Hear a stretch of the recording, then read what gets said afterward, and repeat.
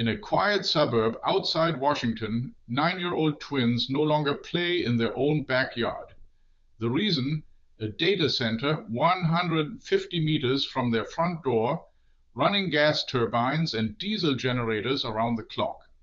To a German ear, this is where the American dream of frictionless technology meets a very physical bill. We Europeans tend to imagine the cloud as something ethereal, a soft word for storing holiday photos. In the United States, it turns out the cloud is loud, thirsty, and parked next to your children's bedroom. And nobody apparently thought to ask the neighbors first. Welcome to Northern Virginia, the densest cluster of data centers on Earth. Nearly 600 of them. They exist because your online shopping, your streaming, and now the artificial intelligence arms race all demand computing power. President Donald Trump wants to win that race against China, and he opposes strict rules for the technology. Regulating these facilities, that is left to towns and states, in other words, to almost no one. Haridoe describes the sound as a howling whine like an aircraft that never lands. The local power company simply cannot deliver enough electricity for all the centers sprouting like mushrooms, so one facility near her home has run on its own generators in permanent emergency mode for a year. Noise and foul air as a permanent condition. Now here's the genuinely interesting part, the part American media underplays. The resistance is not the usual left-wing crowd with megaphones. In Frederick, Maryland, about 24 thoroughly middle-class citizens turned up to protest.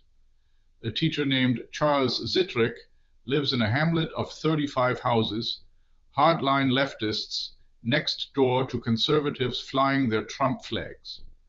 On data centers, he says, everyone agrees. It got them talking to each other for the first time in years. Let that sink in. In an America that agrees on nothing, the one thing that unites left and right is a giant humming box that ruins the neighborhood. Republican voters, a majority of them, oppose building these facilities in residential areas. In New York, Democratic Governor Kathy Hochul was forced in mid-July to order a one-year construction freeze on large plants. In Utah, there simply is not enough water to cool the servers. In California, tempers flare too. The National Protest Day was called by Humans First, led by Amy Creamer, a right-wing grassroots activist, loyal Trump supporter, and a speaker at the January 6, 2021 rally. She now calls the tech titans oligarchs who want only power and control. Her complaint is almost quaint in its logic. Selling hot dogs on a New York street corner, she says, is more strictly regulated than these companies. She's not wrong. Critics call it NIMBY, not in my backyard, perhaps. But when the same people who scroll all day refuse to house the servers that make scrolling possible, they have stumbled onto an honest question Washington keeps avoiding. Who pays for the machine and who merely profits from it? That's the view from here. What does it look like where you are? Drop it in the comments and subscribe for the perspective American media won't give you.